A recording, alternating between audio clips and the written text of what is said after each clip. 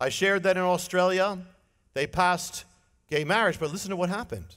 Australia passed that law that will now force new ministers to perform same-sex weddings. You notice how it goes? What is this? Why do they say new ministers? This is the reason. They know they won't be able to force all the older ministers. They'll just say no. I mean, not all of them will. Unfortunately, some will apostatize.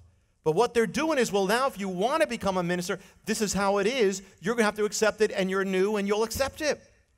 Eventually, the older ones will be gone, or the older ones will be too old. They'll say, now you see, this is where it's going. Now, how dare a government tell any believer or minister what services they perform before the Lord? But then this is the dynamic of the enemy, is that it's not only to seek to do what is evil, it's to seek to have everybody and the good and the godly to go against God and therefore do what is immoral. That's exactly what happened. What did the enemy say to Messiah in the wilderness? He said, bow down. Why did those Christians go to the lions in Rome? Because they wouldn't bow down to the emperor. They would not accept him as God. That's why they went to their death. But that's the way it always is. Evil always tries to force itself. It's not enough to be condemned. And that's where we're going now. And that's where we are all going to be tested. That's what happened in Babylon. They said, you bow down to the idol. But the people who were with Daniel said, we were not going to do that. Haman tried to make everybody bow down to him, but one man would not. Mordecai, and so everything happened. So the Antichrist, what did it say? All the world will worship him, except those who will not. That's got to be, if we're there at that time. I'm not getting into tribulation, rapture, but if we're there, then that's your choice. That's where we have to be.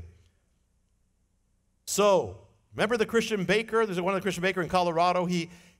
Colorado tried to force him to celebrate this marriage, and he said, I can't, I'm a Christian. So they punished him. Supreme Court overruled it. That was good this year. But you know what happened? The government of Colorado is now persecuting the guy again and saying now he could not join in the celebration of transgenderism, so now they're trying to punish him. This year, California, listen, attempted to pass a law that would, according to how it was written, would have banned the sale of the Bible. Because it said it would ban the sale of any material that says that you can be free from this sexual sin. Well, one of those materials is the Word of God. California almost banned the Bible this year. Last minute it was shelved. But the fact that it even came up is telling you you're living in dangerous times. To find out how you can receive more of Jonathan's teachings, to receive special free gifts, or get in touch, go to hopeoftheworld.org or call toll-free 1-800-YESHUA-1. That's hopeoftheworld.org or call 1-800-YESHUA-1. That's 1-800-937-4821.